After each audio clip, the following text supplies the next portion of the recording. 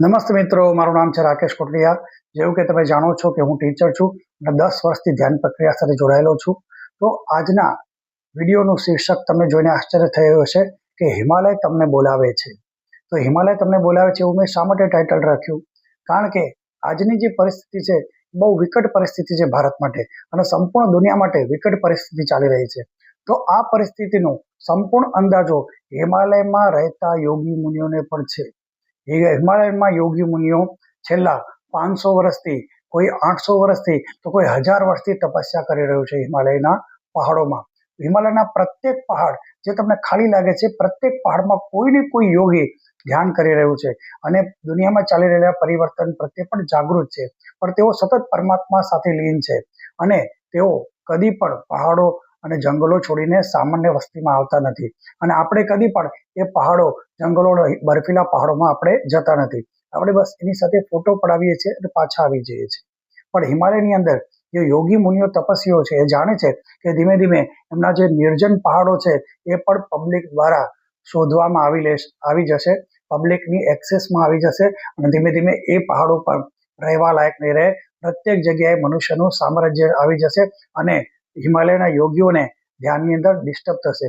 તો તેઓ પોતાનું સંપૂર્ણ જ્ઞાન મનુષ્ય, જે સારા મનુષ્ય છે તેમને આપીને જવા માંગે છે, તેમનો દેહ છોડવા માંગે છે, પરંતુ તેમને એવા શિષ્યો મળતા નથી। કારણ કે આપણે સંપૂર્ણપણે બહારે, આપણે દુનિયામાં વસ્તુ પાછળ પાગલ છીએ, પૈસા પાછળ પાગલ છીએ, ફેમસ થવા પાછળ પાગલ છીએ, પરંતુ જ્ઞાન, ધ્યાન અને આધ્યાત્મની ઊંચાઈ પ્રાપ્ત કરવા માટે પાગલ નથી। તો આપણે કદી હિમાલયના એ દુર્જન પહાડોમાં જવાના નથી જ્યાં તેઓ તપસ્યા કરે છે અને તેઓ પરમાત્માને છોડીને કદી પણ દુનિયામાં આવવાના નથી। તો આ બંને વચ્ચે એક ખાઈ બની ગઈ છે અને ખાઈને કેવી રીતે પૂરવી? જો હિમાલયના યોગી મુનિઓની 500 વર્ષની, 800 વર્ષની, 1000 વર્ષની તપસ્યાનું ફળ દુનિયામાં પ્રાપ્ત થાય તો દુનિયામાં સકારાત્મક શક્તિઓ આગળ વધે અને નકારાત્મક શક્તિઓ ધીરે ધીરે કંટ્રોલમાં આવી શકે। પરંતુ સકારાત્મક શક્તિઓ હિમાલયમાં કેન્દ્રિત છે અને હિમાલયની આ શક્તિઓ આપણે પ્રાપ્ત કરવા ત્યાં જઈ નથી શકતા અને તે લોકો કદી અહીંયા આવતા નથી કારણ કે તેઓ પરમાત્માથી છૂટા થવા માંગતા નથી અને કોઈ પણ પ્રકારે મન પૃથ્વીના મનુષ્યની અંદર નાખવા નથી માંગતા। પરંતુ વાતાવરણમાં આવતા બદલાવ, પ્રકૃતિમાં આવતા બદલાવ, જેના કારણે નકારાત્મક શક્તિઓના કારણે જે બદલાવ આવી રહ્યા છે તેના પ્રત્યે સંપૂર્ણપણે જાગૃત છે।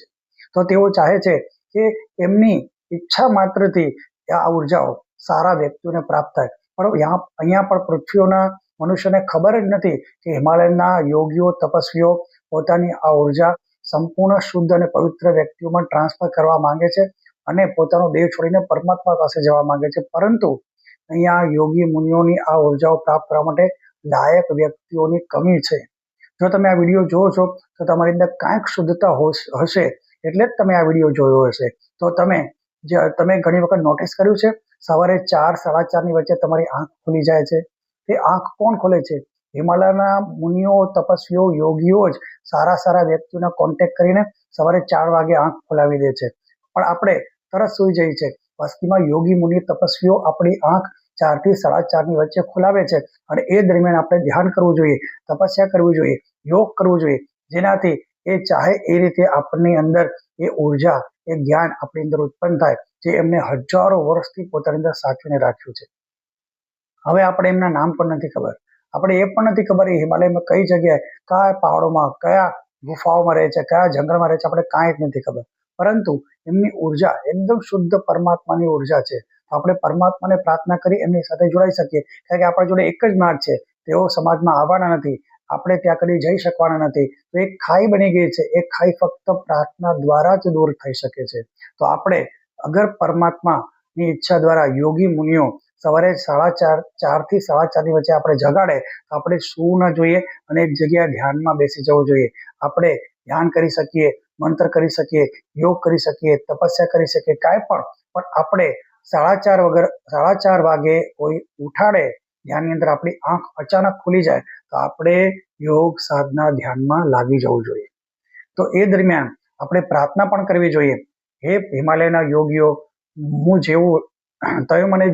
હે હિમાલયના યોગીઓ, તમે મને જેવો બનાવવા માંગો છો એવો હું બની શકું, એવી હું પ્રાર્થના કરું છું, તમારા ગુરુ ચરણોમાં પ્રાર્થના કરું છું। એ પ્રાર્થના કરવાથી જ હિમાલયના યોગીઓની કદાચ તમારી ઉપર કૃપા વરસે અને એમની જે ઉર્જાઓ છે એ ઉર્જાઓ, સમજશક્તિ, જ્ઞાન, ધ્યાન તમારી અંદર પ્રાપ્ત થાય અને ધીમે ધીમે તમારો પણ વિકાસ થઈ શકે. તો આ રીતે અગર પ્રાર્થના કરો અને જો તમે લાયક હશો તો હિમાલયના યોગીઓ તમારો અવશ્ય સંપર્ક કરશે, એવું મારું પર્સનલ મંતવ્ય છે. કારણ કે ધીરે ધીરે જે રીતે ટેકનોલોજી વિકસી રહી છે, ધીરે ધીરે મનુષ્ય જે રીતે આગળ વધી રહ્યો છે, તો હિમાલયના યોગીઓને આ જગ્યાઓમાં ધ્યાન કરવું અડચણરૂપ બની શકે છે. તો આ જે નકારાત્મક લોકો ત્યાં પહોંચી જાય એનાથી પહેલા આ યોગીઓ સંપૂર્ણ સકારાત્મક ઉર્જા દુનિયામાં રહેલા સંપૂર્ણ સકારાત્મક વ્યક્તિને આપી શકે છે અને તેઓ ખાલી વિચાર માત્રથી વ્યક્તિ સાથે જોડાઈ શકે છે, એવી ઉર્જાઓ એમની પાસે છે.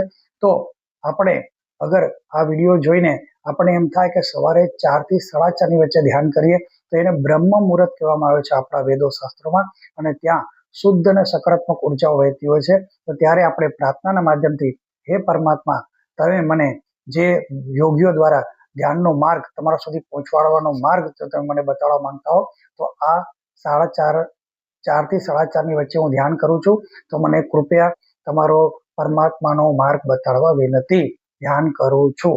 એવી રીતના તમે પ્રાર્થના કરી અને ધ્યાનમાં બેસી શકો છો, યોગમાં બેસી શકો છો, મંત્ર જાપમાં બેસી શકો છો. જે કોઈ પણ પ્રક્રિયા, જે શુદ્ધ પ્રક્રિયા છે એ તમે કરી શકો છો. અને જો તમને કાંઈ પણ એવો વિશિષ્ટ આધ્યાત્મિક અનુભવ થાય તો તમે મારી સાથે શેર કરી શકો છો. અને આવા વિડીયો તમને જોઈએ તો શેર અને સબસ્ક્રાઇબ કરી શકો છો. સાથે તમે મારી મેઇન ચેનલ જે હિન્દીમાં છે તેમાં જઈને જોઈન બટન સાથે ક્લિક કરી શકો છો. રાકેશ કોઠડિયા, આ ચેનલનું નામ છે રાકેશ કોઠડિયા 2.0. પણ રાકેશ કોઠડિયા લખશો તો મારી મેઇન ચેનલ આવશે, તેમાં તમે જોઈન બટન ક્લિક કરીને જેમ વોટ્સઅપમાં કેમ ગ્રુપ મેમ્બર હોય છે, બિલકુલ એવી રીતના જ યુટ્યુબની અંદર જોઈન બટન કરવાથી યુટ્યુબના પણ ગ્રુપ મેમ્બર બને છે. તેમાં હું એકદમ રહસ્યમય વિડીયો જો સંપૂર્ણ પબ્લિકને નથી કહી શકતો તે ઘણા વિષયો પર ચર્ચા હું મેમ્બરો સાથે કરું છું અને મેમ્બરોને સ્પેશિયલ વિડીયો મોકલીએ છીએ. અગર તમને સારું લાગે તો ચેનલના ગ્રુપમાં જોડાઈ શકો છો અને વિડીયો તમે વધારે આગળ મારા આવા વિડીયો જાણવા માટે શેર અને સબસ્ક્રાઇબ પણ કરી શકો છો. સાંભળવા માટે થેન્ક યુ. જય હિન્દ, જય ભારત, જય આત્મેશ્વર.